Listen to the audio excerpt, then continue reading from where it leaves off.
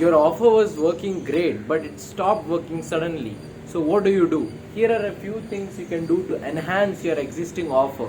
And this is the last video of the $100 million offer series, where I teach you how to make an offer so compelling that your competition is blown away out of the water with their boats. It's a metaphor. Wait, before you enhance your offer, is your offer already proper? If not, then go check the I button or the description to watch the whole playlist and see how you can make your own offer in a really cool way. And it's going to be fun, trust me. It's because it's all activities. So coming to it, the first part is scarcity. You might have seen some webinars or these coaches, consultant, and marketing agencies.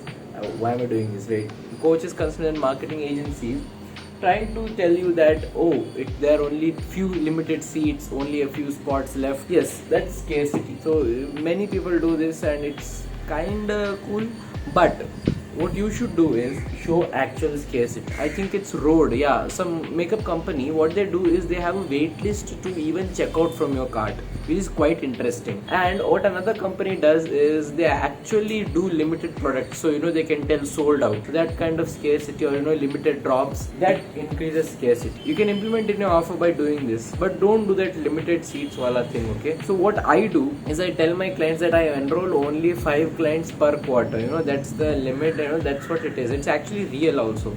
So that's the scarcity I use personally. And the second is urgency. How urgent people want it. So you might have seen those timers that only a few minutes left, before we close these slots and all of that. So that's what urgency is. It's pretty simple, giving a limited time for people to take an action. I don't use much of an urgency because I think, I might be wrong, I think this is like a high ticket situation, right? Because people are paying a lot of money, they wouldn't want to rush it.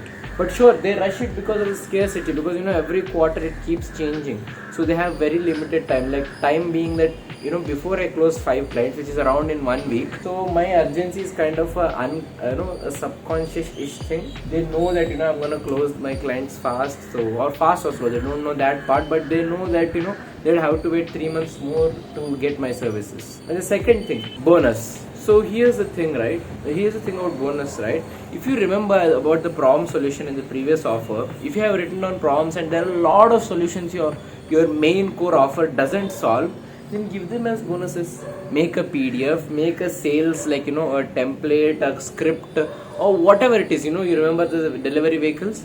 Make those and give them as bonuses, which also help them solve the already existing problem.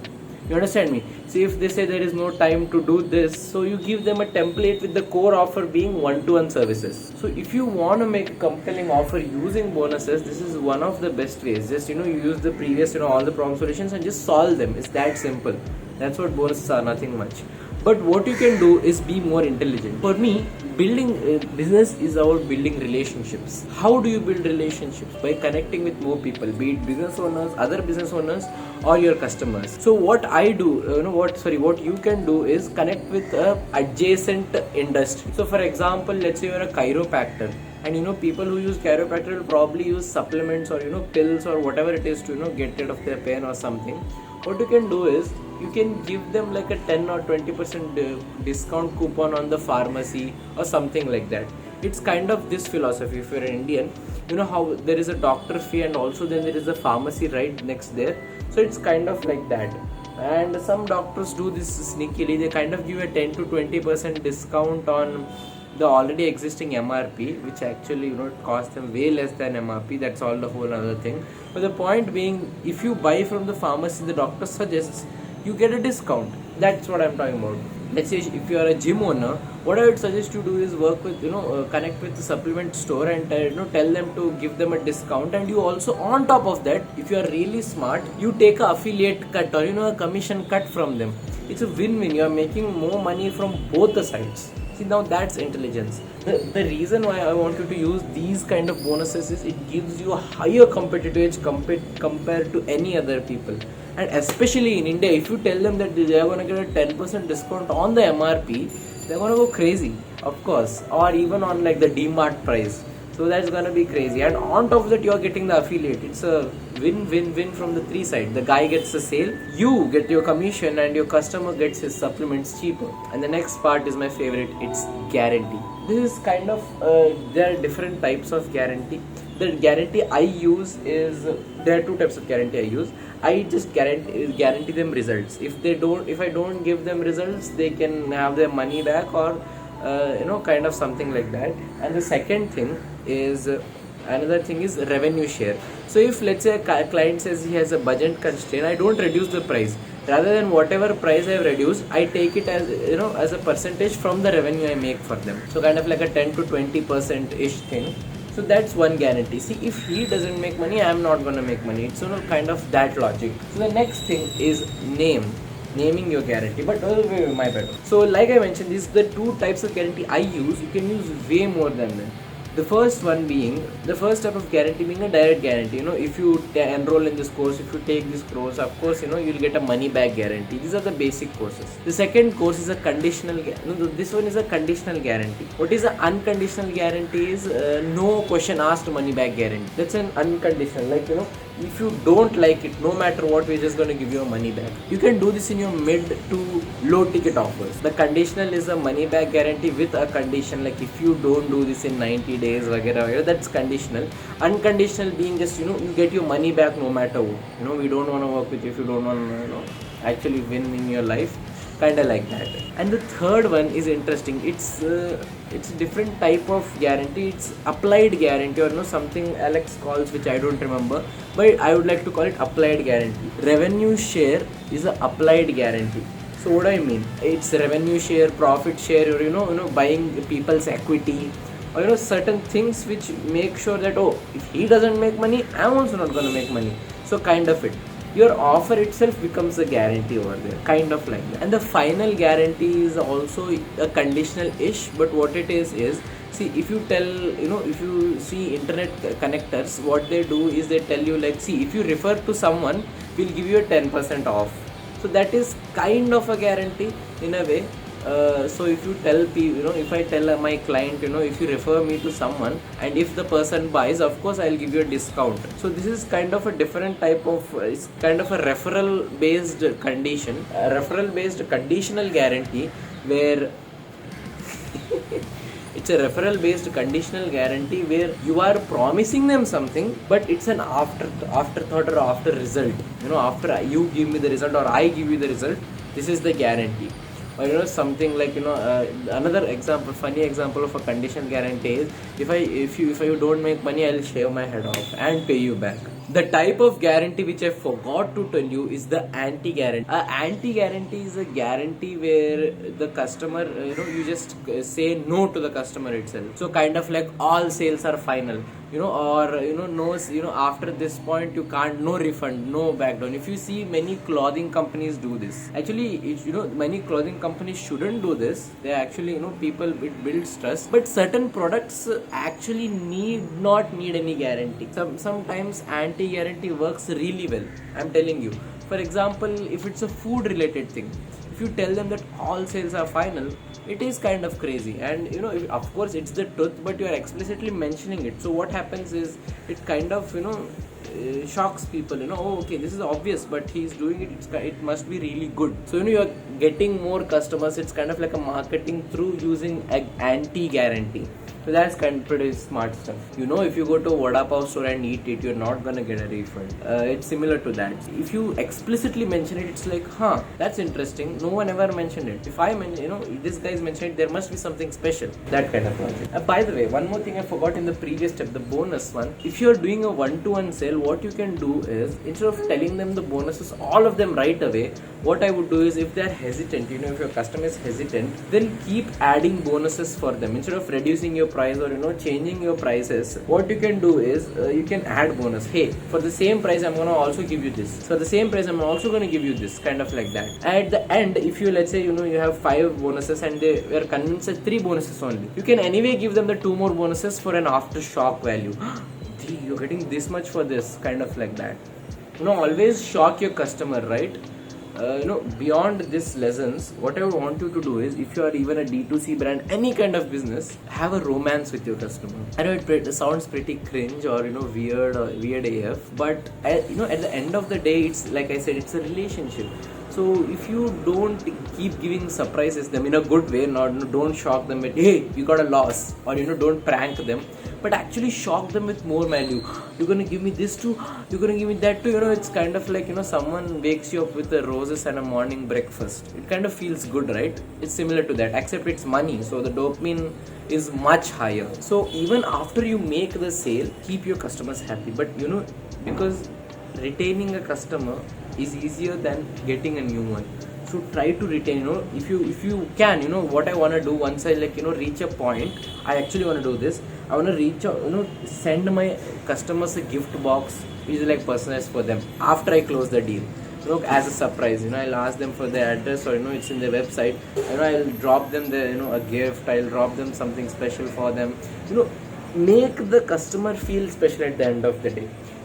All of these steps I'm telling you in the whole series you have checked out is the sole purpose to make the other person feel special. You can use this 100 million offer even to go on dates.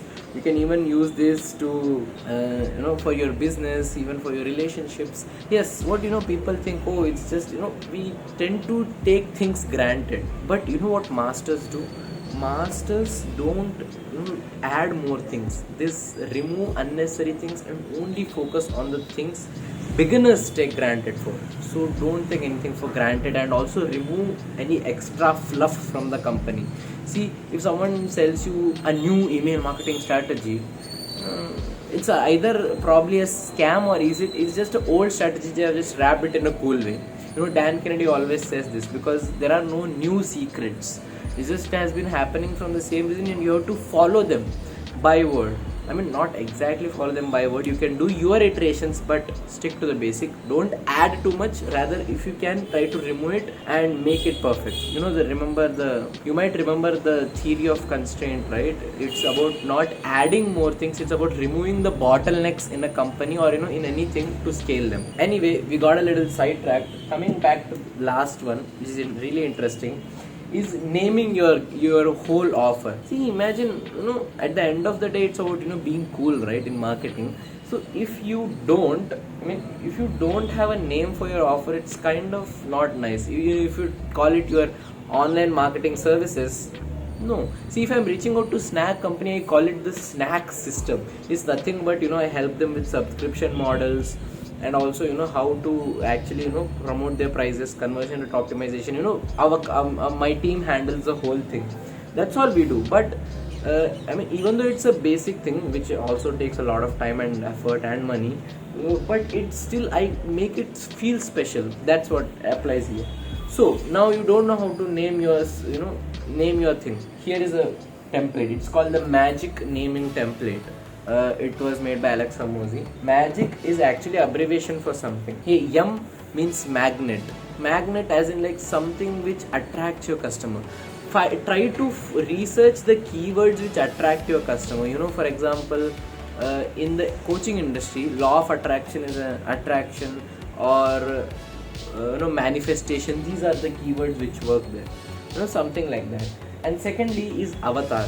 Avatar as in like what your customer is or wants to be. What your ideal customer is. Let's say, let me take again the example of the coaching industry. The avatar for coaching industry is the coach itself. So it might be a 30-day coaching blueprint. So similar to that. And the goal. So a goal can be, so what I want you to do is write these down. Make a list of each 10 magnets, 10 avatars, 10 goals. Later, I'm going to tell what the rest are, and I want you to mix and match the word whichever fits the name properly. Now that's a smart thing. And the third thing is goal. So whatever goal they wanna get. For example, if it's a fitness thing, get abs in 30 days challenge. Now that's kind of cool, right? It talks explicitly mentions the goal. And next is interval, how long it takes. If I just said 30 days. So 30 days, 12 week, 9 week, 8 days. Put an unusual number there. Instead of 30 days, which everyone is using now, put a weird, unusual name, when they are gonna get the result. Even if you're, let's say, selling something which does not guarantee interval, as for example protein. But what people see in protein, when I buy protein, I look at the amount of servings. So it's kind of different from what interval Alex is also talking about. As soon as I flip the big box, I see 28 servings or 30 servings. So depending on that, I choose also, that thing also influences my decision. It's not that I always buy 30 only. If it's a good product, I also tend to buy the 28 one. But yeah, that's my point. So interval will affect your customer's decision in a way. So try to inculcate your try to inculcate the time interval any way possible. And the last, my favorite, is container. See, there are a few container words. If you ask ChatGPT, it will give you a lot of them. Ask it to give you container words, or magnet, avatar, goal. You can ask this to ChatGPT. Yeah. It will give you words, and I want you to mix and match the words. I want you to mix and match the words. So lastly, what's a container? So container can be, let's say, the 30-day lean abs blueprint. Blueprint is a container word. Or something which contains your offer is a container word. One is container and not container. One is blueprint or roadmap, scaling system. Like I use the snack system. It's pretty simple. I mean, as I go in the detail, I also add these. So this is how you name an offer. Yeah, 10. Just write down like 10 of each of these, and like once you write them down, I want you to mix and match. You can mix one magnet with avatar, or a magnet, goal, and interval. Don't put 10 words at the same time. That's too much for an offer. Don't put a mouthful of words. Just 3 to 5 is the safe spot. Like 30-day lean, 30 days one word. Let's take 30 days one word as an interval. 30-day lean abs challenge. It's just 4 to 5 words. That's it. 30-day get sexy every day. No, that's weird. 30-day look sexy challenge or a blueprint. Something like that. It's kind of strange, but yeah. I wanted to use these 5 elements. Even the stop. Alex Hormozi said that as a name, but you know what? Okay, Alex Hormozi is only saying name, right? But what I think is it's more than just again. Alex Hormozi uses this framework only for names, but I also use it to add things in my offer. So for example, what would attract my customer? What customer am I reaching? Think of it. What goal does the customer want? What time interval does the customer want that result in? And what would be a really cool name? That's a cool factor. This is a cool factor, I'll agree. But also what resonates with your customer more. Kind of like that. So this is how you enhance your offer, and this is sadly or also good news, the ending of this series. I hope you like this whole series, and if you haven't watched it, it's in the I button or in the description. Go check it out. So if you are guilty and you just binge watched this whole series, congrats and thank you for binge watching that. But without doing the activities, then don't do that. I want you to, even if you taken notes, now I want you to take the notes and apply and make an offer. And once you have made the offer and enhanced it, comment down your offer, and if your offer is the best, I'll pin it in the comment, or I'm going to show it in the next video. And until then, thank you, Toodles.